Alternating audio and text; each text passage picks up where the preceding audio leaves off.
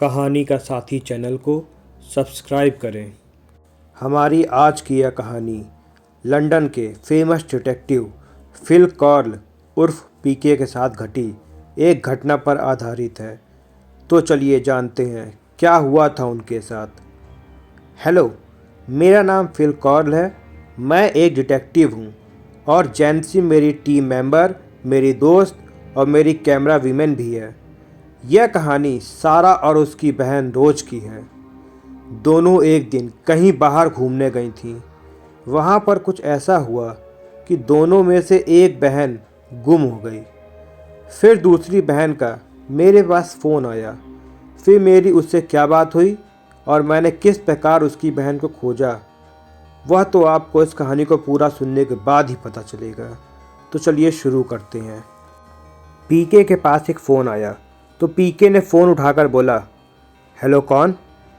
तो उधर से एक लड़की घबराहट भरी आवाज़ में बोली, मेरा नाम सारा है और मेरी बहन लापता है। प्लीज उसे ढूंढने में मेरी मदद करें। पीके बोले, हेलो सारा, मैं पीके बोल रहा हूँ। क्या तुम मुझे अपने बारे में विस्तार से बता सकती हो ताकि हमें तुम्हारी मदद करने में आसानी हो सके? तो फिर सारा बोली, मैं और रोज हम दोनों सगी बहनें हैं।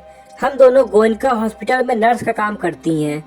हम दोनों बहनें अपने घर से दूर रहती हैं। हम हर शनिवार शाम को कहीं बाहर घूमने जाती हैं। इस शनिवार हमने कहीं लॉन्ग हाइकिंग का प्लान बनाया। दोनों को जरूरी सामान लेकर अपने घर से कार में निकले। पीके उसको बीच में ही रोकते हुए बोले, क्या तुम मुझे वास्तविक लोकेशन भेज सकती हो जहाँ पर तुम्हारी बहन तुमसे अलग हुई थी? फिर सारा ने कहा, मैं आपको वो लोकेशन मेल के जरिए भेजती हूँ। फिर पीके बोले, क्या तुम मुझे सारी बात विस्तार में समझा सकती हो कि वहाँ पर आखिर क्या हुआ था? सारा बोली, जिस लोकेशन का मैंने आपको मेल किया है ठीक वहीं पर एक छोटी सी घाटी है।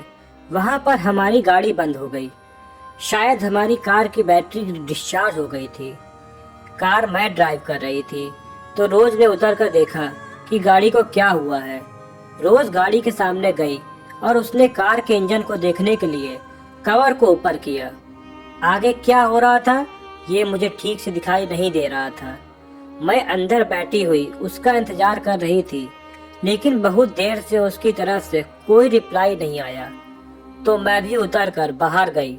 वहाँ मुझे रोज नहीं मिली। मैंने उसको बहुत आवाज़ लगाई लेकिन वहाँ कोई नहीं था। बहुत देर तक हेल्प के लिए किसी को बुलाने और इंतजार करने के बाद मुझे वहाँ से निकलना पड़ा। प्लीज़ आप मेरी बहन रोज को ढूंढ दीजिए। इतना कहकर सारा फूट फूट कर रोने लगी। सब्सक्राइब कहानी का साथी।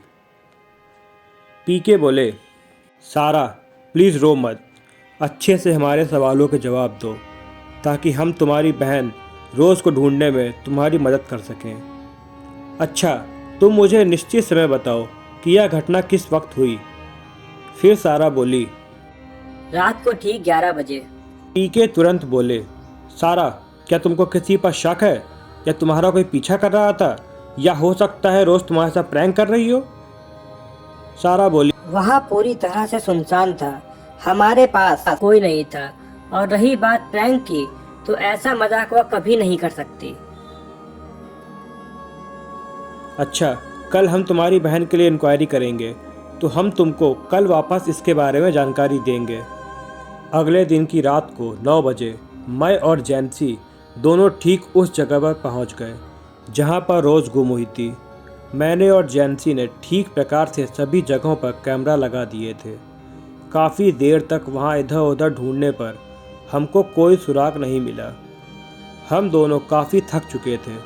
जैंसी वापस लौटने को बोल रही थी, लेकिन मैंने उसको 11 बजे तक इंतज़ार करने को कहा। हम दोनों को नींद की झपकियां आ रही थीं, लेकिन मैं वहीं पर खड़ा रहा और जैंसी कार के सहारे खड़ी नींद ले रही थी। 11 बज गए थे। हम दोनों ने कुछ समय बाद वहाँ से जाने का निश्चय किया। तभी अचानक मेरे सामने वाले कैमरे में मुझे कुछ हलचल दिखाई दी। मैंने जल्दी से जैंसी को बुलाया कि ध्यान से देखो, यहाँ कोई है। हम दोनों पूरे ध्यान से कैमरे में नज़र रखने लग गए।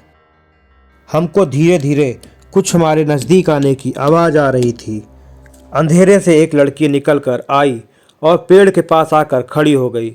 मैंने उसको आवाज़ दी, लेकिन उसने कोई जवाब नहीं दिया। वह लड़की पास खड़े पेड़ से अपना सर पीटने लगी। मैंने जैंसी से पूछा, वह ऐसा क्यों कर रही होगी? उसने बताया कि शायद वह बहुत डर गई होगी। हमने टॉर्च करके अच्छे से उसको देखा और सारा के द्वारा भेजी गई तस्वीर से मिलान किया। वह रोज़ ही थी। हम दोनों उसके पास गए और उसको पकड़कर कार में बैठाया। हमने उससे बात करने की कोशिश की, लेकिन वह कुछ नहीं बोली।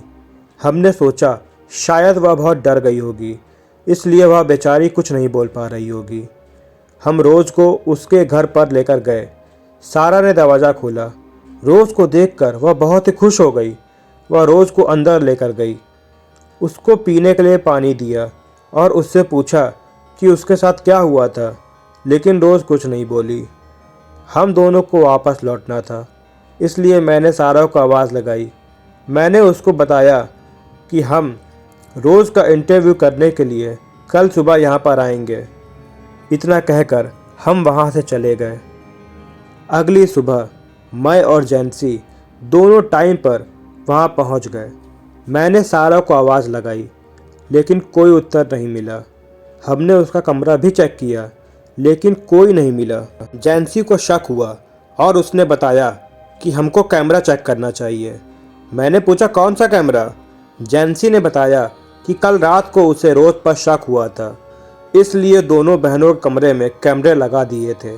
इस काम के लिए मैंने जैंसी को शाबाशी दी। जैंसी दोनों हिडन कैमरे को निकाल कर लाई और पीसी से कनेक्ट कर दिए। रात को लगभग 2 बजे रोज़ उठी थी और अपने कमरे से बाहर गई थी। इस कैमरे में इसके अलावा कुछ नहीं था। दूसरे कैमरे में 2 बजे रोज़ सारा के कमरे में गई थी। रोज़ ने चुपके से सारा के पैर पकड़े और उसको घसीटते हुए बाहर लेकर गई। इसके बाद क्या हुआ, इसका पता लगाने के लिए हमारे पास कोई भी सबूत नहीं था, इसलिए हमने अपनी तहकीकात यहीं पर निरस्त कर दी। लेकिन अगले दिन हम फिर रात को 11 बजे उस घाटी के पास और रात को 2 बजे उस कमरे में काफ़ी देर तक रुके रहे। हमको लगा कि शायद कुछ हमारे हाथ लग जाए और पता चल सके कि आखिर उन दोनों बहनों के साथ क्या हुआ था। दुर्भाग्यवश हमको कुछ जानने को नहीं मिला। मैं और जैंसी उन दोनों बहनों के लिए बहुत दुखी हुए। पता नहीं उन दोनों बहनों के साथ क्या हुआ होगा, लेकिन जो कुछ भी हुआ होगा बहुत भयानक हुआ होगा, क्योंकि आज तक उन दोनों बहनों के बारे में किसी को नहीं पता। दोस्तों, आपके साथ भी कभी ऐसी अजीब घटना ज़रूर हुई होगी जहां आपको लगा हो कि हमको उस रास्ते से संभल के जाना चाहिए था, या फिर हमको उस जगह जाना ही नहीं चाहिए था। अगर ऐसा लगा हो तो मुझे कमेंट सेक्शन में ज़रूर बताइएगा, और अगर हमारी कहानी अच्छी लगी हो तो इसको लाइक और शेयर करें, और हमारे चैनल कहानी का साथी को सब्सक्राइब करना मत भूलिएगा। अपना कीमती समय देने के लिए आपका धन्यवाद।